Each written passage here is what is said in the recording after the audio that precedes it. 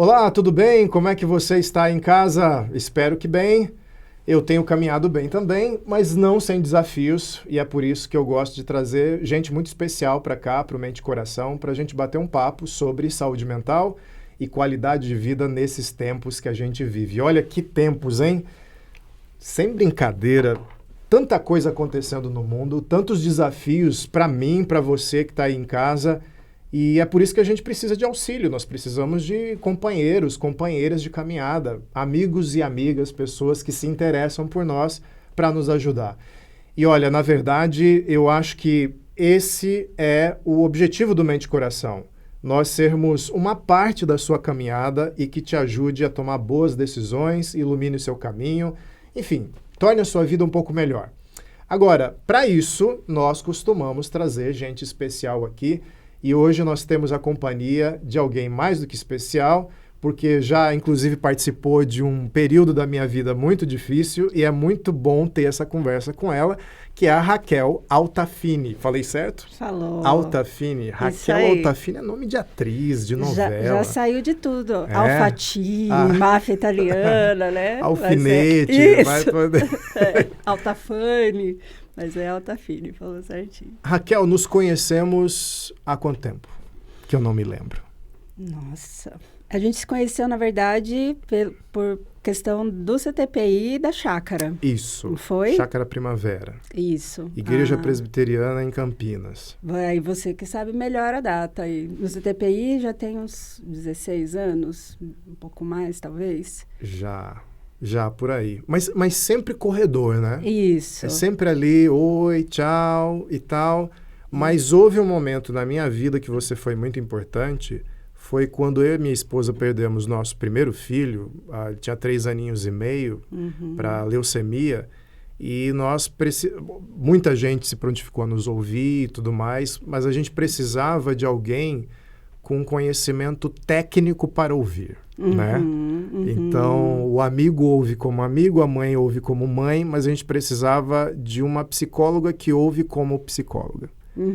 E, para falar a verdade, esse certo distanciamento que a gente tinha de corredor ajudou até. Verdade. Então, não era alguém viciado na nossa vida, não tinha uma perspectiva de alguém que nos conhecia antes. Então, tinha ouvidos fresquinhos para isso. E foi muito importante para nós. E queria te agradecer. Se eu não te agradeci na época, te agradeço agora. Né? E eu louvo a Deus por poder ter sido usada aí para abençoar a vida de vocês. Isso aí, viu? Pastor também se vale do trabalho do psicólogo e do psiquiatra, viu? E isso não me torna alguém com menos fé. A gente está conversando aqui, né? Exatamente. Fé não depende dessas coisas. Precioso você trazer esse tema, porque apesar de hoje isso já estar mais desmistificado, ainda existe um preconceito muito grande em relação à minha profissão, ou psiquiatra, né?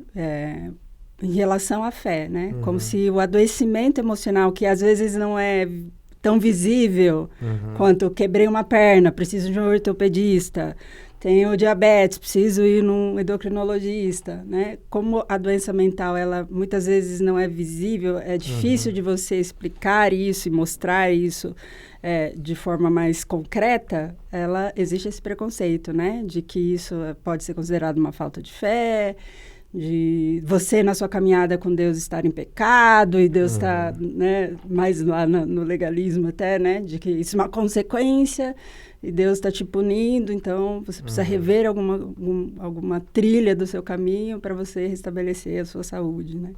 Isso acaba fazendo com que a pessoa busque ajuda tarde demais? E isso está por trás das estatísticas de burnout, de depressão profunda, não por trás do diagnóstico, mas por trás da explosão de casos, assim, drásticos, graves. Sabe, a pessoa já está com taquicardia, já não consegue sair de casa e vai arrastado porque ignorou os sinais de doença mental? Sim, existem estatísticas que mostram isso. E isso tem a ver com as próprias resistências que a gente tem também. Porque para eu procurar uma ajuda, eu preciso assumir que eu estou doente. né? E é mais fácil assumir que não estou doente com relação à saúde mental. Muito mais Dá fácil. para camuflar mais fácil no começo, não é? Dá porque você acaba sempre justificando isso por alguma ação do seu dia a dia. Eu estou assim porque eu estou estressado. Então, é só eu diminuir tal coisa que eu vou melhorar, né? O que as pessoas às vezes desconsideram é que por trás de um processo de um adoecimento mental também existe um adoecimento físico. Então, existem processos bioquímicos acontecendo. Falta da serotonina, dos hormônios do prazer, né? Endorfina, dopamina. Então, não é só simplesmente eu mudar uma rotina que vai mudar tudo. Então, a gente vai camuflando isso com aspectos do próprio dia a dia, das nossas vivências, experiências. O que eu faço ali é o que determina. E a gente, às vezes, também não consegue reconhecer que existem limites para nós. E a nossa cultura diz que a gente é avaliado pelo desempenho. Então, eu não posso dizer que eu sou fraco. E eu dizer que eu não estou bem é eu sinalizar uma fraqueza. Então, jogo para debaixo do tapete. Estou bem, estou conseguindo, mas a que custo? Né? E aí, todo adoecimento mental não tratado, ele também piora a questão física.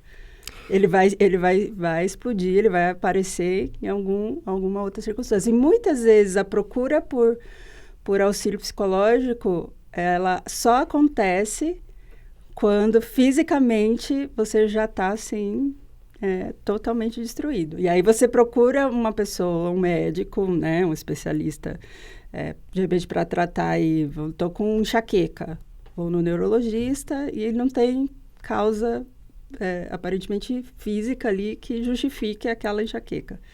E aí esse médico encaminha para um tratamento, né? A origem, de onde vem essa enxaqueca? Quando se faz aquela anamnese inicial, né? Aí se detecta o seu estilo de vida, a sua forma de pensar, o seu jeito de ser está prejudicando você, então procura uma ajuda mais especializada para te ajudar a lidar com isso. Agora, eu estou aqui encantado vendo você falar com tanta propriedade, mas a psicologia não entrou na sua vida no ventre, né? Não. Você começou onde a caminhar por essa existência aqui? Onde você nasceu? Eu nasci em Manhuaçu, uma cidadezinha de Minas Gerais, leste de Minas. Meus pais eram de lá, né? Meus pais nasceram em Manhumirim, que é uma cidade que fica ali 20, 25 minutos de Manhuaçu. Mas quando eu nasci, eles já estavam melhor de vida, vamos dizer assim, já estavam morando mais no urbano, né? Eles vieram do rural. Então, eu nasci em Manhuaçu, mas por conta do trabalho do meu pai, a gente acabou mudando já para Vila Velha, que é no Espírito Santo, onde ficava a matriz da empresa, né? E morei lá no Espírito Santo até 5 anos de idade. E dos 6 aos 11, também por conta do trabalho do meu pai, morei no estado de São Paulo, no bairro de Vila Maria. Frequentei a igreja de Vila Maria Alta, lá na capital. Então, as suas memórias de infância são mais de São Paulo? São de São Paulo, São Paulo, E as vivências em Minas eram de visita aos parentes, porque os parentes todos acabaram ficando lá, né? Uns no Rio de Janeiro, mas a maior parte lá em Minas. E dos 11 até agora, estou aqui na região de Paulínia, Campinas. Né? E como que a psicologia entrou na sua vida? Por que você decidiu seguir esse caminho? Eu já tinha uma experiência na vida, pessoal, de os amigos procurarem para conversar, abrir o coração, chorar, e de alguma forma eu ali ajudar com alguma coisa que eu falava. Isso já desde pequena. As lembranças que eu tenho, inclusive, de infância, são de amizades nesse sentido, né? E no colégio, no ensino médio, eu tive aula de psicologia a primeira vez. E aí eu comecei a me interessar pelas aulas. E na igreja, a gente tinha um psicólogo que é uma pessoa que eu admiro profundamente como ser humano. E aí, depois na profissão e conhecendo, ele foi meu professor de escola dominical. Marçal de Souza. Espetáculo de gente, assim, incrível. E aí eu admirava demais ele. E eu falava, gente, o que ele tem, assim, né? Que de repente é um diferencial. E às vezes eu conversava com ele alguma coisa sobre psicologia e tal. E talvez ele nem se lembre disso. Eu lembro que uma determinada conversa, ele falou assim, você já pensou em fazer psicologia? Já que você tem interesse e tal. E aí aquela pergunta ficou, né? Quando criança, eu pensava em ser professora ou médica, né? E depois eu fui vendo que não. E aí, com essas conversas, com esses, né, os insights, né, de pessoas e dos interesses que foram surgindo, eu falei, por que não? E aí comecei a ler mais sobre psicologia, o que o psicólogo faz. Aí vi diversas áreas. Eu falei, gente, esse universo é muito grande, eu quero conhecer isso. E aí eu fui, fiz o curso, me apaixonei mesmo, vi que não tinha dúvidas de que era o lugar para eu estar ali. E o que desse leque te chamava mais atenção na época? Na época era organizacional, trabalhar em empresa. Porque meu pai tinha empresa. E aí no 5º ano a gente faz estágio em todas as áreas. E eu lembro que na parte clínica eu achava interessante ver os resultados, mas eu não me achava capaz. Para mim, na minha visão, era a pior área que eu poderia ter de desempenho, de capacidade de atuação. E aí, o organizacional, por ver meu pai e admirar também todo esse processo de empresa, eu falei, eu quero isso. Fiz estágio, inclusive, na empresa dele, amei. Então, eu falei, vou trabalhar com isso. Procurei emprego, fiz entrevistas, o salário era assim... Dava para pagar o transporte, né? Vamos lá pagar o transporte, porque não sobrava nada. Cheguei a ter uma experiência... Como a maioria dos bons começos. Isso. É assim. Cheguei a ter uma primeira experiência, mas não rolou. E aí a Sônia falou, não, tem uma psicóloga lá Sônia na é sua irmã. Minha irmã, perdão, né? Ela falou, tem uma psicóloga lá na igreja e eu vou te botar em contato com ela e você vai falar com ela. E aí essa psicóloga eu sentei e falei, eu vim aqui porque a Sônia mandou, mas eu já quero dizer para você que agradeço, mas a área clínica não é para mim. Não me identifiquei. Então eu agradeço. Ela, não, você não teve experiência profunda, vem aqui, eu vou te ajudar. Falei, então não precisa, não tenho nem como investir num aluguel para trabalhar. Não, você vai atender na minha sala, eu não vou te cobrar nada. Então, mas como eu te falei, eu não tenho experiência, eu não sei atuar, eu te dou supervisão de graça. Eu mando o paciente. Enfim, foi aí que Deus me colocou mesmo, né? Meio Jonas, né? Empurrou. Me cuspiu lá da psicologia Passou um clínica. tempo dentro do peixe e depois... Isso. E aí, realmente, assim, não tinha dúvidas de que Deus me queria lá e amo hoje, me identifico muito com a área clínica. E aí, daí surgiram outras atuações, né? Agora, uma pergunta. Você começa essa jornada lá de Manhuaçu, né? E aí você vem passando por todas essas etapas. Você se lembra de ter amigos na fase da infância, adolescência, fase adulta, e acompanhando essas etapas, a sua história, fazendo parte da sua história, e algum deles ficou até hoje? Eu pergunto porque a vida encaminha a gente de várias maneiras. Deus nos encaminha na vida de várias maneiras e nem sempre a gente preserva esses amigos. Às vezes os nossos amigos atuais, os que mais participam da nossa vida, eles entram mais ou na fase adulta. Até, como que é essa questão da amizade na sua jornada, nessa que você me contou agora?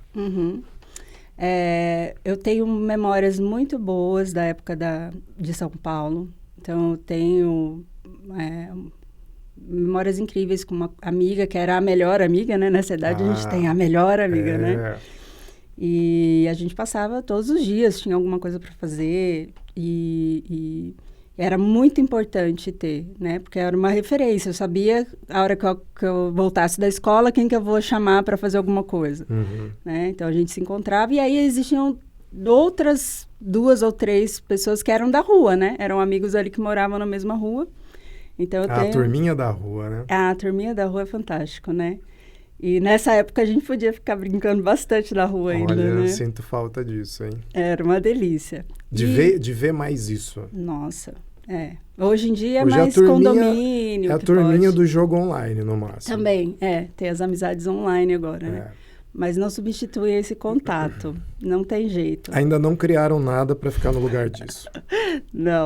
Não tem como substituir. Não tem, né? E aí você cresceu com essa turminha da rua? Isso. Hoje, o contato que eu tenho com ela se chama Karina Hash. É mais, assim, bem distante até. Porque a gente mudou para São Paulo, eu tinha 11 anos. Na época não tinha essa coisa... Telefone a gente gastava horrores para se comunicar, né? Por telefone. Era carta, então eu dependia muito da minha mãe. No começo a gente até se correspondia por carta, mas depois você vai fazendo novas amizades também, porque é aquela vivência do dia a dia. Mas nós, eu e Karina, já tivemos reencontros, assim, e aí a sensação é uma delícia, né? Quando a gente se revê, de lembrar, inclusive, né, das nossas vivências e aquilo ser precioso, assim, um tempo de muita felicidade, de muita alegria, né? E aí, dessa idade de São Paulo, eu já mudei para Paulínia. Aí, aqui, na região de Paulínia, eu tenho amigos que foram crescendo comigo.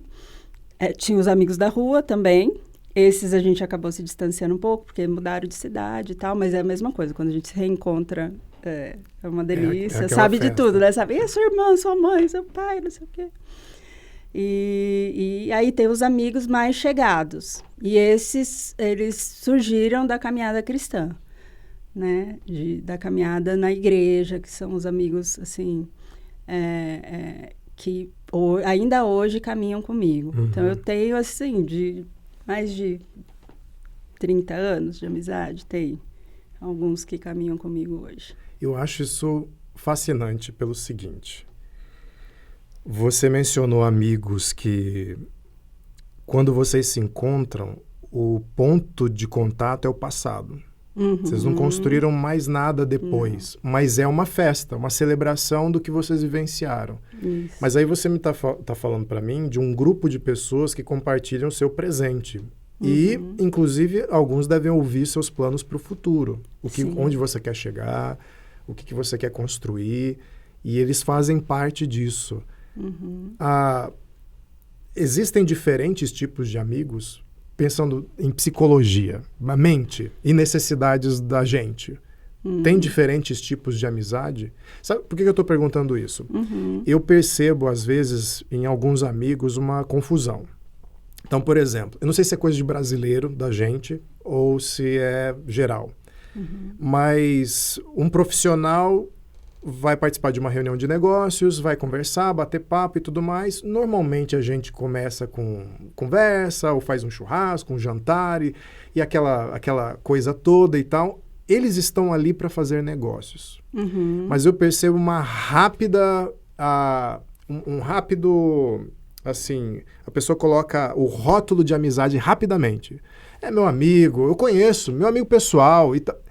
E eu já vi grandes decepções, grandes expectativas caírem por terra, porque a pessoa não percebeu que eram só negócios. Mas como é que você não fechou comigo? Eu achei que você era meu amigo e tal. E eu fiquei intrigado a partir daí, o quanto a gente tem uma expectativa de criar vínculos íntimos com as pessoas, mas às vezes a gente não sabe com quem fazer isso, como fazer isso. A amizade não é uma coisa muito pensada para as pessoas. A impressão que eu tenho é quase como se elas tivessem aquela questão da alma gêmea, sabe? Eu encontrei meu amigo e a minha alma gêmea, a nossa amizade floresceu assim espontaneamente, e isso é amizade. Quando surge assim, nasce igual as flores do campo, assim, meio aleatório. Tem diferentes tipos de amizade, as pessoas têm que pensar sobre isso... Ou ela simplesmente tem que ser um livro aberto para o que acontecer? Como funciona esse mecanismo da amizade? Muito legal você falar sobre isso, muito legal. Para isso, eu acho que seria interessante a gente definir, de alguma forma, o que é amizade. Legal. Né? Eu acho que existem diversos autores que falam sobre isso, mas a definição que eu mais gosto, e eu não tenho um autor específico, é uma construção que eu fiz de conteúdos e de experiência. Para mim, a amizade é você ter uma ligação afetiva, empática, que estabelece um vínculo de confiança. Neste vínculo de confiança, você pode, então, compartilhar da sua vida, compartilhar dos seus sonhos, compartilhar dos seus fracassos. E ali, nessa relação, o outro também, de forma íntima, com essa conexão, ser verdadeiro. Tem um relacionamento de verdade. E a verdade é essa autenticidade no sentido de eu posso dizer para você o que eu gosto e o que eu não gosto em você, e isso não muda o nosso vínculo. Porque o nosso vínculo é um vínculo que estabelece essa confiança. Onde eu posso expressar para você as minhas luzes, vamos dizer assim, né? Aquilo que eu tenho de muito bom. E eu me sinto à vontade para dizer, cara, eu piso na bola, eu tenho um negócio em mim que eu não gosto. Ou até de revelar isso na relação. E aí o amigo, ele tem a liberdade de dizer, olha, não é por aí. Cuidado, você corre riscos. E mesmo que eu me chateie ao ouvir isso, eu sei que o meu vínculo com ele é um vínculo de confiança e eu sei que o que ele está dizendo não é para me prejudicar. Olha. Quando não tem isso, não se estabelece esse tipo de vínculo, a gente fala amizade, mas não é. É esse coleguismo. Porque a gente precisa estabelecer vínculos. O ser humano é um ser humano, é um ser que é relacional. Ninguém vive sem relações. Até a pessoa mais, vamos dizer assim, fechada. Existem diferentes tipos de personalidade. E tem aquelas personalidades que são mais fechadas, mais introvertidas e que não têm tanta necessidade do social. Até mesmo essas pessoas, elas precisam de vínculos.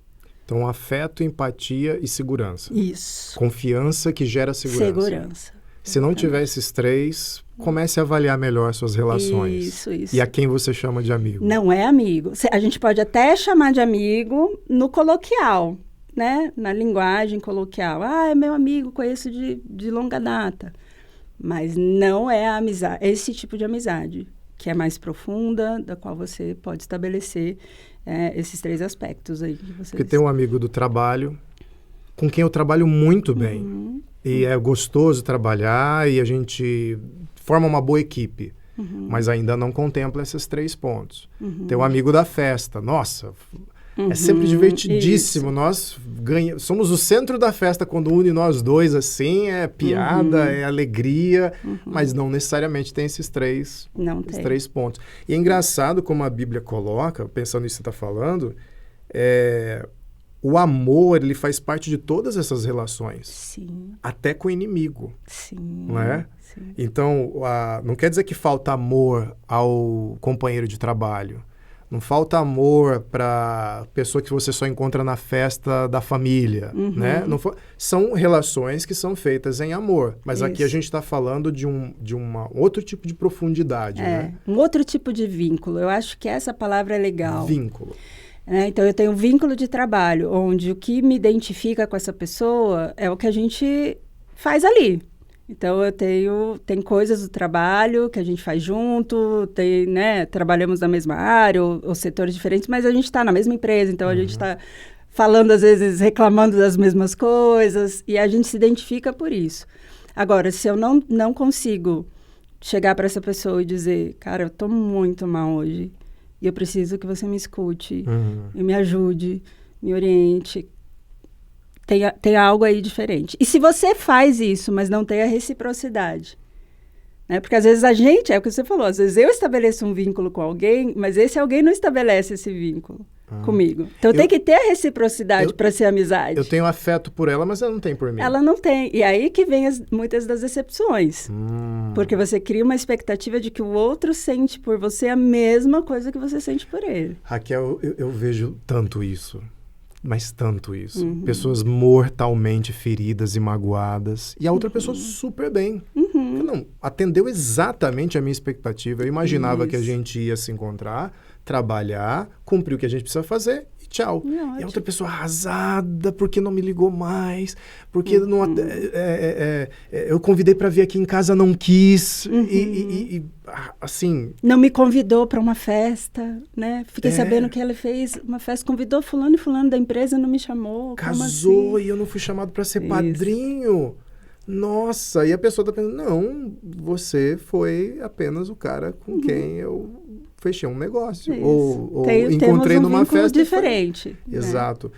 Mas isso é normal, né? Se decepcionar, as expectativas não se cruzarem, né? É normal. E como é que faz para alguém não adoecer? Porque tem pessoas que ficam tão frustradas por não terem conseguido estabelecer o vínculo de amizade que gostariam com aquela pessoa, que começam, não vale a pena, não quero mais ter amigos, eu não vou mais abrir meu coração e tal. Como que a gente lida com a frustração, que às vezes acontece, da gente querer amigos para nossa vida, para nossa jornada, e de repente a pessoa não quer isso? E ela não é uma vilã por causa disso. Né? O outro não é um vilão necessariamente por falar, olha, você me interpretou mal. Apesar de que essa conversa não existe. Não existe. Nunca existe. Nunca. Normalmente essa pessoa vai reclamar para outra. Isso, né? isso. Ela não me chamou para festa, achei que fosse minha amiga. Ela não chega para pessoa que ela achava que era amiga para falar, eu achei que você era amiga. O que já mostra que não era amiga mesmo. Que não era amiga mesmo. Porque o vínculo de amizade te dá liberdade para dizer, não gostei, fiquei sabendo que você fez uma festa e não me chamou. E isso me chateou muito. Isso me deixa muito triste. E, de repente, é nessa situação que se descobre uma verdade, que é sofrida. Isso. Aí a pessoa está com medo de sofrer. Eu não quero essa decepção. Isso. Como é que ela lida com isso? Então, o que pode ajudar ela? Não existe receita. Não, nunca. Nunca tem. Para essas coisas, nunca tem. Né? Mas eu acho que a primeira coisa é entender por que eu desejo ter amizade assim. Né? Por que eu procuro uma pessoa que eu acho que está me dando algo que, na verdade, não está me dando? Né? Por que eu crio esse tipo de relacionamentos? Eu busco isso. E isso pode estar muito ligado a histórias de vida, né? Existem isso na prática, na ciência. Por exemplo, pessoas que viveram num ambiente de abuso em casa procuram e se relacionam com amizades onde ela vai experimentar a mesma coisa. E ela não consegue, ela sozinha, perceber que aquilo não é amizade. Porque foi onde ela aprendeu. Então, tem muito daquilo que a gente reproduz no externo vem da nossa base. Né? Que tipo de afeto eu recebi? Dentro de casa, dos meus pais. Se você tem irmãos, dos irmãos. Como que eu entendo o que é ser amado, o que é ser querido, o que é ser aceito, né? E muito disso, boa parte disso, se você não tem consciência, vai se reproduzir nas relações também de amizade. Né? Então, por exemplo, tem casos onde os pais são mais distantes, mais frios, e aí essa pessoa, ou ela se torna muito dependente de alguém emocionalmente para poder suprir aquela falta, ou ela também se relaciona mais friamente com o outro. Porque ela aprendeu que ser amado é isso, é esse relacionamento onde, ok, você cuida da sua vida, eu cuido da minha, mas você sabe que você pode contar comigo se um dia você precisar, porque eu estou aqui. Né? Então, a arte de estabelecer esse vínculo, ela também leva em consideração o quão bem resolvido estamos. Total. Porque às vezes as pessoas falam, não consigo fazer amizades, ninguém se importa comigo, mas peraí, você é alguém com quem dá para se construir um vínculo? Isso existe? A pessoa olhar para si e falar, peraí, eu sou alguém que atrai bons amigos, ou alguém com quem as pessoas vão olhar e vão falar assim, olha, eu quero estabelecer um vínculo com você. Então, se conhecer seria muito importante nesse sentido. Inclusive, falávamos, né, sobre a importância do autoconhecimento. Às vezes, a gente tem uma visão tão errada da gente e a gente não aceita os feedbacks que a vida vai nos dando, né? Se você começa a ouvir de muitas pessoas que elas não querem ser amigos, né, seus amigos, peraí. Você tem que questionar, porque muitas vezes o que acontece? A gente não olha pra gente como um ser agente responsável daquilo que a gente produz e vai sempre colocando na conta do outro. Às vezes eu sou tão legal, eu não consigo entender como que a pessoa não quer se relacionar comigo. Problema dela, ela que tá perdendo. Não sabe o que tá perdendo. Nossa, Raquel, surgem tantas pessoas na minha cabeça. Surgiu uma em particular aqui agora na minha cabeça, que eu percebo que ela sofre com isso. Mas ela não consegue dar nomes de por que ela repele as pessoas. Isso. Ela tenta, mas as pessoas ficam sempre na defensiva com ela, ela se sente injustiçada, irritada, aborrecida, se afasta, depois a necessidade de contato, de vínculo com as pessoas faz ela tentar de novo, mas ela tenta daquela forma. E as pessoas que cercaram ela para dar toques, assim, é uma hipersensibilidade muito grande, assim, uma dificuldade de olhar para dentro enorme. E eu fiquei pesaroso por essa pessoa, porque parece que ela vive isso há muito tempo, muitos anos, e sofre há muitos anos, e já tem uma certa idade de maturidade e não conseguiu superar isso. E eu fico pensando se essa pessoa vai ficar aprisionada nesse sofrimento até o fim. Será que... O que pode... Porque uma das coisas que o amigo faz é isso, né? Então, ela vai chegar e falar, tá bom, eu vou me aproximar de você. Aliás, a primeira coisa que eu queria dizer, assim que a gente tiver essa abertura ou oportunidade, já que você quer tanto um vínculo, olha, too much. E a outra pessoa vai se sentir, não, achei que você era minha amiga, você está me criticando, me ofendendo. O que dá para fazer? Gente, é tão complexo, né? Ligar para a Raquel e falar assim, eu quero marcar uma... Para você amiga, a gente pode fazer uma terapia de amizade, Raquel, né? É um dos passos, Nunca né? atendi, mas deve ser interessante também, né? Nunca chegou ninguém falando assim, eu sou um péssimo amigo. Nós viemos aqui como amigos, que a nossa relação não tá boa. Não tem terapia de amigos. Ainda na minha experiência, não, mas seria interessante. De casal tem, mas de amigos ainda falta. Aí, um novo ramo, né? Isso. Quem sabe, né? Psicologia, vamos lá, estudar mais sobre isso. Bom, nossa, é tão complexo, porque o ser humano é complexo. E envolve muita coisa. Se a gente falar de um ser humano que não está adoecido emocionalmente, existem, obviamente, resistências, o nosso ego não gosta de ser criticado, o nosso ego ele gosta, né, de receber reconhecimento, qualquer ego, tá? Tem uns que gostam de reconhecimento público, outros gostam daquele reconhecimento ali na intimidade. Mas o ego precisa disso. E se você não experimenta isso, isso gera um sofrimento para você.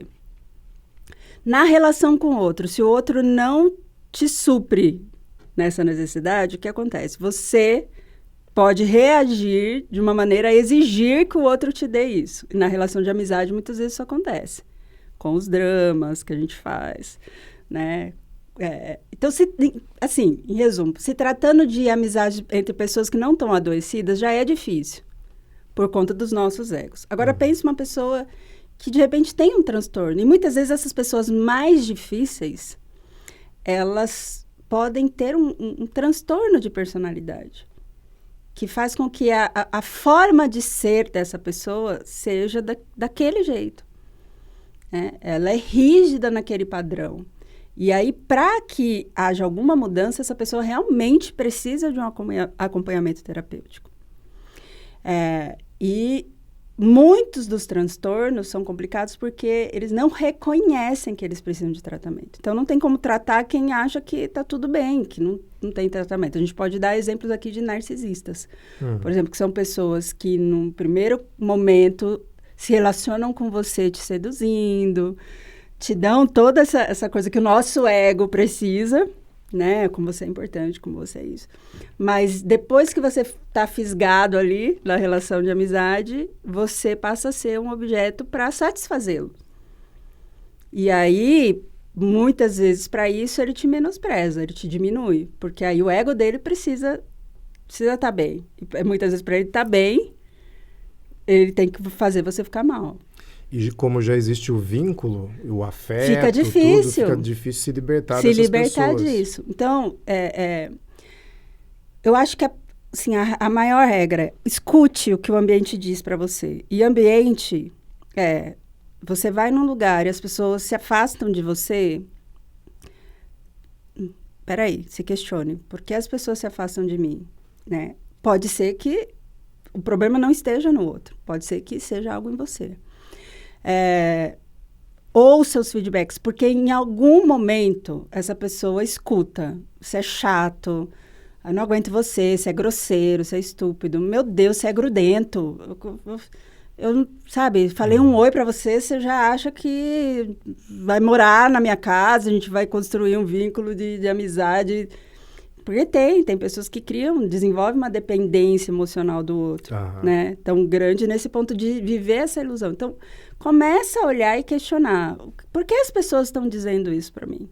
Mais do que dizer, nossa, essa pessoa não me ama, essa pessoa... Olha para si.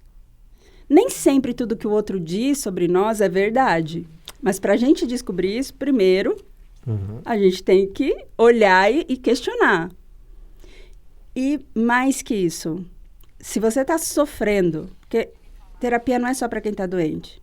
Terapia é para quem está sofrendo, para quem tem alguma questão. Às vezes, até para eu quero me conhecer mais. Se existe um sofrimento porque você está sozinho, porque ninguém se relaciona com você, busque ajuda. A psicologia, nossa, tem ferramentas incríveis para autoconhecimento. E aí, nesse processo terapêutico, a gente consegue desenvolver habilidades, se compreender, melhorar, e até entender por que eu, como você disse, eu repilo pessoas, né? Por que isso acontece? Muitas vezes está linkado a dores lá mal resolvidas da relação familiar, da criação, da forma como a pessoa se enxerga. Aliás, você trabalha usando uma ferramenta específica chamada Unique, né? Isso. Você pode falar um pouquinho sobre isso? Porque você está falando de se conhecer, né? E para nos conhecermos, o feedback do ambiente é importante. Às vezes esse feedback vem viciado. Isso. Ou cheio de ira, de raiva. Porque às vezes quando fala você é chato, nem sempre é você é chato, é você é chato. Cala isso a boca. Aí. Mas há ferramentas profissionais que nos ajudam a nos entendermos melhor e melhorarmos, né? Inclusive, nos tornando pessoas capazes de estabelecer vínculos mais saudáveis. Sim. Você trabalha com uma dessas ferramentas ou métodos. Você poderia falar um pouquinho sobre ela? Posso, sim. E como as pessoas podem entrar em contato com ele? Eu trabalho com uma mentoria chamada Unique Brasil. É uma mentoria cristã, que o objetivo principal é você descobrir qual é o seu chamado específico em Cristo Jesus. Qual o seu... Vai além de um propósito, né? Mas, por que Deus criou você? Para que Ele te criou? Quais os recursos que Ele dá para você, para que você execute obras que Ele já planejou para você, né? Existe o chamado universal, todo cristão tem que pregar o evangelho a toda criatura, fazer discípulos, mas existe às vezes um meio, uma forma, um jeito de fazer isso. Como eu participo disso? Desse processo, da missão de Deus. Do jeito que eu sou, com o que eu sei fazer, com as minhas potencialidades. Isso. E aí, são 3 jornadas dessa mentoria. Na primeira jornada é um processo muito profundo de autoconhecimento, e de compreensão de Deus sobre quem eu sou, né? E aí sim, a gente usa ferramentas riquíssimas da própria psicologia, testes psicológicos, né? A gente usa um teste de dom que chama lá fora PEST, aqui traduzido a PCD. Melhor para o português. Isso, que fala das ênfases ministeriais de Efésios 4. Então, assim, Deus nos deu uma personalidade que pode se complementar com o dom, no sentido de não complementar, mas de se igualar. Por exemplo, eu sou extrovertida e Deus me deu uma habilidade pastoral, de cuidado, de ajudar. Ou muitas vezes Deus dá um plus, né? Eu te fiz desse jeito, mas eu te dei um dom, uma ênfase que vai te ajudar numa área que, de repente, a tua personalidade não é forte. Não é a tua área. Mas, olha, eu te dei um outro recurso através do dom, que vai somar com aquilo que eu faço de quem você é, na sua personalidade, no seu comportamento, no seu jeito de ser, na sua história, porque a gente tem que revisitar a nossa história para a gente se conhecer. Legal. Entender Deus na nossa história, entender que tudo que a gente não vive por acaso. Existe uma conexão de tudo que Deus quer fazer em nós e através de nós, né? Então, toda a nossa história, as experiências positivas, as experiências mais alegres, as mais sofridas, elas são recursos de Deus para nos transformar na pessoa que Ele deseja que nós sejamos. Então, na mentoria, nessa primeira jornada, a gente trabalha com muitos recursos nesse sentido, muitas atividades, muitas propostas que vão trazer para você esse conhecimento. Quem eu sou, quem Deus me fez ser e o que Ele quer fazer com tudo isso. Legal. Né? E aí você descobre esse chamado na primeira jornada. Na segunda jornada, a gente trabalha com um plano, construção de um plano para viver esse chamado. Então, eu já entendi por que Deus me fez, né? Que chamado específico é esse? E aí eu vou agora planejar como que eu vivo isso na minha vida comigo, quem eu sou, na minha vida familiar, na minha vida com o próprio Deus, né? Na minha busca do meu relacionamento com Ele, e como que eu vivo isso na comunidade, nas relações de amizade, né? Nas relações de trabalho, na vocação, enfim. Né? Então, a jornada 2, a gente cria esse plano que visa aí 3 anos, né? Uma visão de 3 anos. E aí a gente vai para a jornada 3, que finaliza todo o processo, que é você ativar esse plano. Então, na prática, você viver isso, e aí a gente vai conversando. Como é que foi isso na prática? Tem outros recursos na jornada 3 para adaptar aí, né? O que funcionou no plano? Olha, eu tinha uma agenda, Deus me pôs uma outra agenda agora. O que eu faço com essa agenda de Deus na agenda que eu criei, né? Como entender isso? Então, é bem, bem profundo, bem legal. E aí, isso, inclusive, ajuda muito nessa primeira jornada a gente entender as relações, né? Como elas se dão. Como elas se dão e como eu tenho parte nisso, né? Qual é a minha parte nisso, na relação com o outro? E, às vezes, até entender aquilo que não é bom em mim. Porque se conhecer é entender. Sou muito bom em muitas coisas. Que joia! Mas eu tenho aqui umas áreas que eu preciso cuidar. Porque muitas vezes são dores da minha história e eu acabo, na relação com o outro, vomitando isso no outro. Né? E aí isso interfere muitas vezes nas relações de amizade. Né? E esse amigo também tem a história dele, que vai se vincular com a minha. E se eu me conheço, eu não me sinto inseguro para lidar com a dor do outro. Isso. E também... E até para entender, o outro às vezes está falando de mim. Ele está me criticando, ele está falando, porque você é isso, porque você é aquilo. Mas se eu estou bem comigo... acontece com amigos. E eu sei quem eu sou, e eu conheço esse amigo, eu sei que muitas vezes ele está falando sobre mim, está citando o meu nome, mas ele, na verdade, está falando dele. E aí, quando eu estou bem, eu entendo, peraí, eu me entendo, eu não sou isso que ele está falando, mas eu causei essa sensação nele. E por quê? Eu sou muito mais capaz de ajudar meu amigo. E até fazer uma leitura melhor. Ó, eu estou entendendo que você está bravo comigo. E eu quero te ajudar nisso. Nessa ira que surgiu, nessa raiva que surgiu. Estou entendendo que você ficou muito chateado. E eu não gostaria de ter gerado isso em você. Mas vamos lá, eu quero te ajudar na sua chateação. Quero acolher você nisso e te ajudar a crescer nisso. Então, pessoal... Para ter acesso a essas ferramentas, pode procurar lá Unique Brasil. Unique Brasil. A gente tem hoje no Instagram, né? Unique Brasil, ele acha no Instagram. Ele acha lá e tem um site também que tem as informações. Somos em 15 mentoras hoje. A Sônia é a nossa Master Coach, né? Minha irmã, que trouxe esse material dos Estados Unidos, traduziu e adaptou aqui para a nossa população. Muito bom. Nesse momento... Tem alguém segurando o celular, ou olhando para o computador e pensando assim, ok, eu não tenho amigos, sou solitário, essa mulher falou um monte de coisas, entendi, coisas técnicas, como funciona a amizade, que eu tenho que me conhecer mais, já anotei aqui Unique Brasil, mas às vezes falta essa pessoa, aquele impulso de... Peraí, vamos lá. Mais um round nessa vida. Deixa eu me envolver com isso. E talvez ela esteja preparada, ou você esteja preparado para apertar assim o botão de tirar essa aba e você ir para algum outro vídeo, alguma outra coisa. Você falou da sua jornada de vida. Então você não é só Você não é uma inteligência artificial que lida com psicologia. Você é um ser humano que também se frustrou nas amizades, que construiu amizades, que não conhecia a si mesmo, mas passou a conhecer. Você também está nessa jornada, né? Você é mais um ser humano nisso.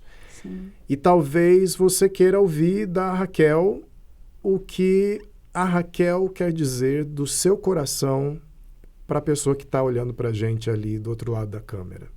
Está olhando assim para você, ouviu essas coisas muito legais de você e quer ouvir uma palavra sua para ela, do coração.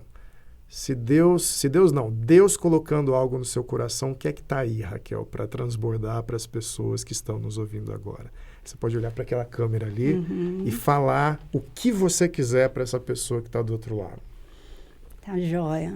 Eu acho que a primeira coisa é entender que a gente não foi criado por Deus para viver sozinho. Próprio Deus, né? Quando a gente pensa na Trindade, ele é 3 em 1. Né? Há uma relação que o torna um. Então, Deus não nos criou para isso, para viver numa vida só, de solidão. E quando a gente está nesse estado, isso gera um grande sofrimento e até um adoecimento. Então, se você não está conseguindo estabelecer vínculos, você não está conseguindo ter essa relação de intimidade, de um vínculo mais profundo, procure ajuda. Acho que a primeira coisa é isso. Não, às vezes a ajuda não virá de alguém muito próximo, vai ser um profissional, que vai poder, inclusive, te fazer entender o porquê disso. Pode ter coisas em você que faz com que as pessoas não queiram se relacionar com você e se afastem. Mas pode ter coisas em você que, às vezes, não perceba que as pessoas querem se aproximar, mas a forma como elas se aproximam para você pode representar algo que vai te fazer sofrer, por defesas, por conta da sua história de vida. Por isso, um profissional da área da psicologia vai poder contribuir muito com você, para te ajudar a entender o que está acontecendo. Porque ficar sozinho só vai amplificar uma dor que já existe. Então, procure ajuda. Existe como mudar a circunstância, mas você, de novo, não precisa resolver isso sozinho. A gente não precisa resolver os problemas da vida sozinho. Às vezes a gente tem resistências, mas se eu for lá, vai fazer doer. Mas eu vou te dizer, está doendo. Por que não ir lá, fazer um tratamento, buscar uma ajuda com a possibilidade de parar de doer, ou de doer menos? Né? A dor já existe, e existe uma possibilidade dessa dor diminuir. Você se compreender, você compreender, inclusive, que em Deus você tem um amigo que te ama profundamente e que não deseja jamais que você caminhe sozinho nesse mundo. Então, minha mensagem seria essa: busque ajuda, procure. Se você não consegue isso no seu pastor, nas pessoas da sua família, procure um profissional. E a partir disso, essa pessoa vai ser um instrumento de Deus para te ajudar na sua caminhada, na sua jornada. Muito bom. Muito obrigado, Raquel. Obrigada. Deus te abençoe. Amém. Papo ótimo.